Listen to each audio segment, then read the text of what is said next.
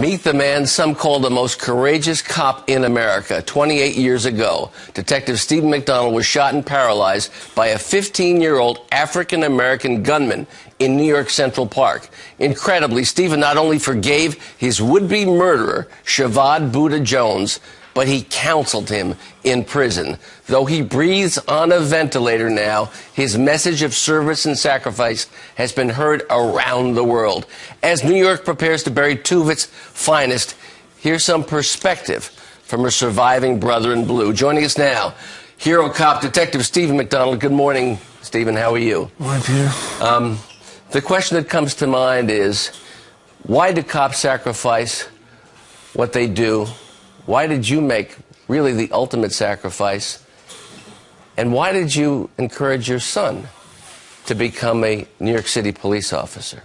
I think it's the example of those who came before us. Or it's that small, quiet voice inside that helps you to make this choice, this career choice. And when you're faced with that life and death situation, the training that you have in the academy, what you learn on the street, the people before you.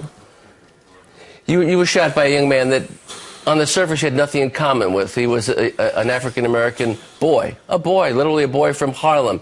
You're an Irish-American cop with a long history and tradition in the New York City Police Department.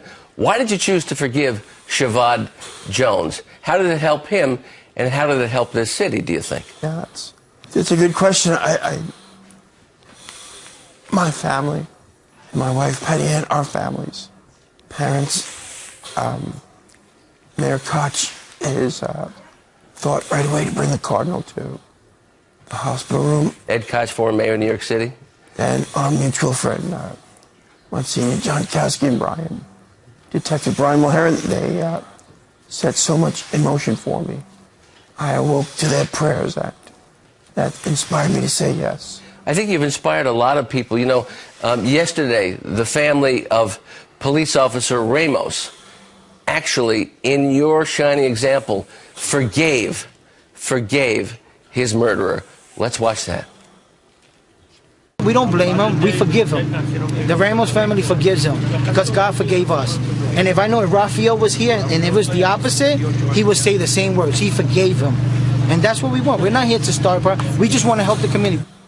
You've been to an awful lot of funerals around this country and around this world for police officers, and you saw the pain that your wife went through, and you've never been able to hold your son, who became one of the great police officers in New York City. What do you say to this city and to this country today as we try and bridge the divide between police officers and others, between black Americans and white Americans? What's the lesson that is to be told from your story? Could you look into that camera, number one, and talk to America on that issue? Well, I often think, I hear many people speak of Dr. Martin Luther King, and he once said that there's some good in the worst of us and some evil in the best of us. And when we come to understand that, we accept each other better. What's the message in New York for this Christmas? It's a sad Christmas for the police family.